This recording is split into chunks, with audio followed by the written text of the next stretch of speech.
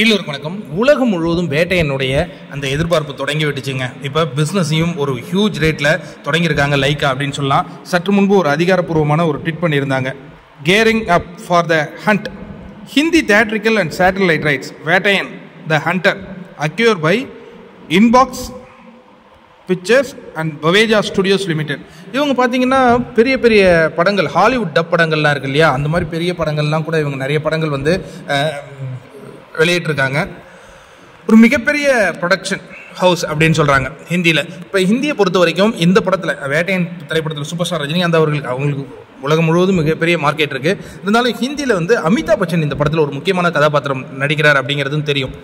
இப்போ சில படங்கள் வந்து ஹிந்தியில் 1 கோடி 2 கோடி வசூல் பண்ணாலே ஹிந்தியில் பெரிய மார்க்கெட் அப்படிங்கிற மாதிரி பேசுகிறாங்க. ஆனால் சூப்பர் ஸ்டார் ரஜினிகாந்த் அவர்களுடைய 2.0 ஹிந்திலே கிட்டத்தட்ட 250 கோடிகளுக்கு மேலே குவித்திருக்குங்கிறது நிதர்சனமான ஒரு உண்மை.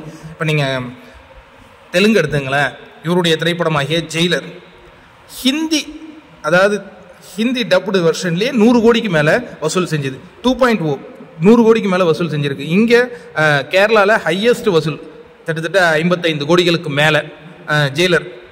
கர்நாடகாலையும் இவர் தான் வந்து ரெக்கார்ட் பிரேக் பண்ணி வச்சிருக்காரு.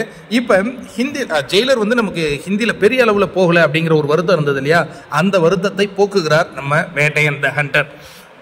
பெரிய அளவில் பிஸ்னஸ் நடந்திருக்கு அப்படிங்கிறாங்க. அந்த அமௌண்ட் வந்து பெரிய ஹியூஜ் அமௌண்ட் அப்படிங்கிறாங்க. ரொம்ப சூப்பரான ஒரு விஷயங்க. அதற்கு அடுத்ததாக பார்த்தீங்கன்னா இன்னொன்று, கோட் படத்தினுடைய நிலவரம் நம்ம சொல்ல வேண்டாம், பட் வெங்கட் பிரபு சொல்கிறாரு. அதாவது அந்த படம் வந்து ஹிந்தி, தெலுங்கு, கர்நாடகா இதெல்லாம் ஏன் சரியாக போகலன்னா, இந்த படத்தினுடைய கிளைமேக்ஸில் சிஎஸ்கே வின் பண்ணிடுதுல, அதனால் சரியாக போகலையாம் அப்படின்னு யார் சொல்கிறா? வெங்கட் பிரபுவே சொல்லியிருக்காரு.